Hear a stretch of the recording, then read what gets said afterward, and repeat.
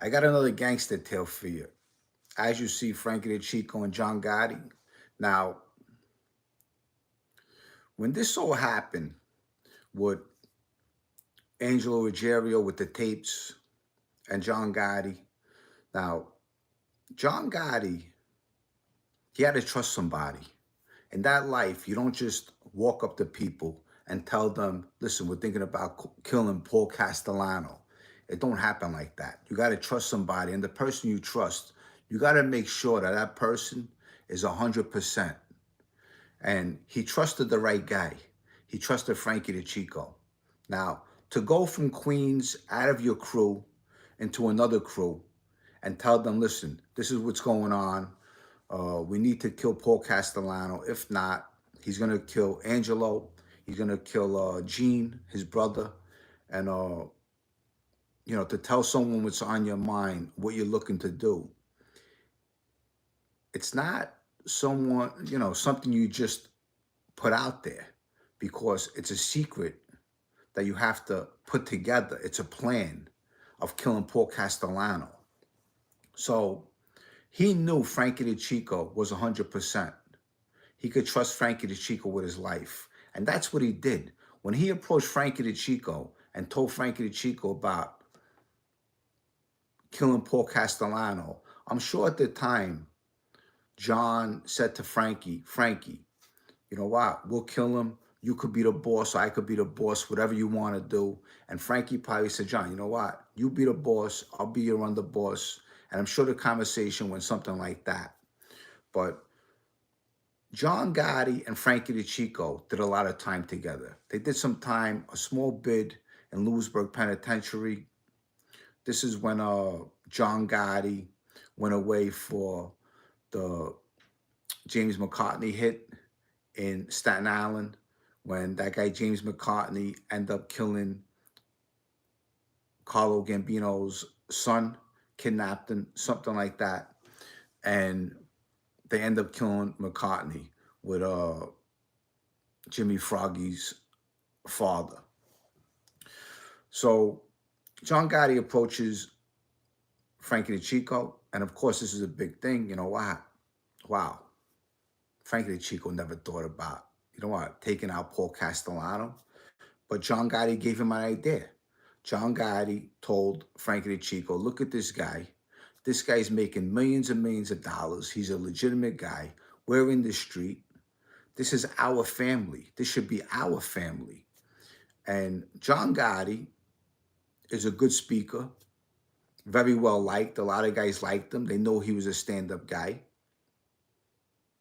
And he talked Frank DeCicco right into it. And Frank DeCicco walked away. He said, John, you know what? I'll get back to you. Let me talk to a few guys. Let me start congregating against Paul Castellano. And he got all these other guys that he was close with. Now, Frankie DeCicco's father was a wise guy. His grandfather was a wise guy. So he had a lot of power connections. If you look at all the photos with Paul Castellano, Frankie DeCicco is in about maybe 3 or 4 of those photos with him. And the Brooklyn guys had a lot of power. Frankie DeCicco had tons of power. Joe Butch in Manhattan had a lot of power. Sammy was a powerful guy. He was a captain. John Gotti was a powerful guy. But you had all these guys, Jimmy Brown, Danny Marino. All these Brooklyn guys had a lot of power. And Frankie DeCicco had their ear, and he was very good with them. They trusted Frankie DeCicco 100%. Everyone trusted Frankie DeCicco. Everyone loved Frankie DeCicco. Frankie DeCicco was a man's man. If you had him by your side, you had nothing to worry about.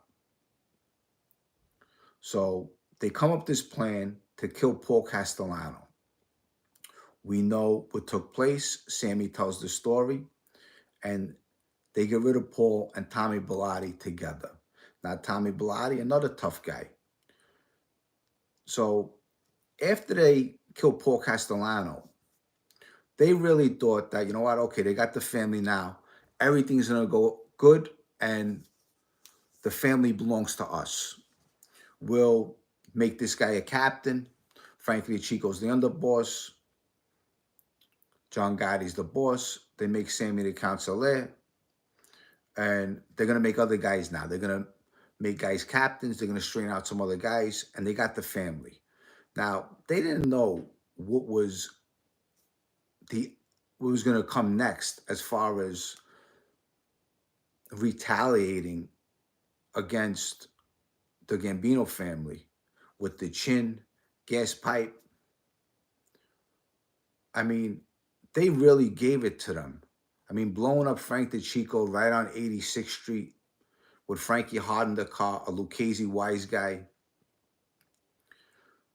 I mean, that takes some brass balls. Think about it. And when that bomb blew up, I'll tell you, it opened up a lot of guys' eyes and ears. And they said, what the fuck is going on? I mean, killing Frankie DeCicco was a serious thing, you know, and John Gotti knew something was up. Some of his guys started getting killed. Bobby Bartholomew, Eddie Lino, and all these guys are going, they're getting killed. And they're wondering what the fuck's going on. Now, at this time, Gas Pipe is playing everybody. He's in and out of it. He's going to report to the Chin. He's giving the Chin information. Now, the Chin and Gas Pipe are together. They're killing off all the Gambino guys. And out of all the people, like Frankie DeCicco had to be the one to get blown up. Frankie DeCicco was the best guy, you know, but, you know, that's the guy Paul Castellano trusted. It just goes to show you. We'll name these three names right here, this way you know. Paul Castellano, Roy DeMeo, and Frankie DeCicco. Paul Castellano wants to kill Roy DeMeo. Paul Castellano calls for Frankie DeCicco to get rid of Roy. Frankie DeCicco takes care of the job. Now, all these guys, Gas Pipe, Frankie DeCicco, John Gotti, all these wise guys in the street that become wise guys, they all ran to each other in the street. Some of them made money together. Some of them didn't like each other when they were kids growing up.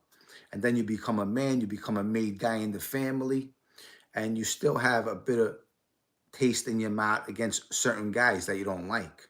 You know, the Chin didn't like a lot of guys, but he also trusted some guys.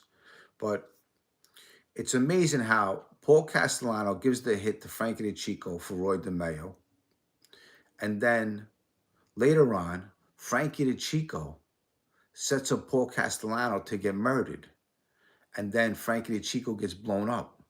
But it just goes to show you all the treachery in this life. It's fucking crazy. You know, who would want to be a part of that life? You can't trust nobody. You can't trust your own friend. I could name 100 murders on the street where all these guys were friends at some time. But you know what? By them killing the next person that they killed, it elevated them. And it made the boss happy, or whoever they were reporting to at the time. So you're doing it for the guy that's a little bigger than you.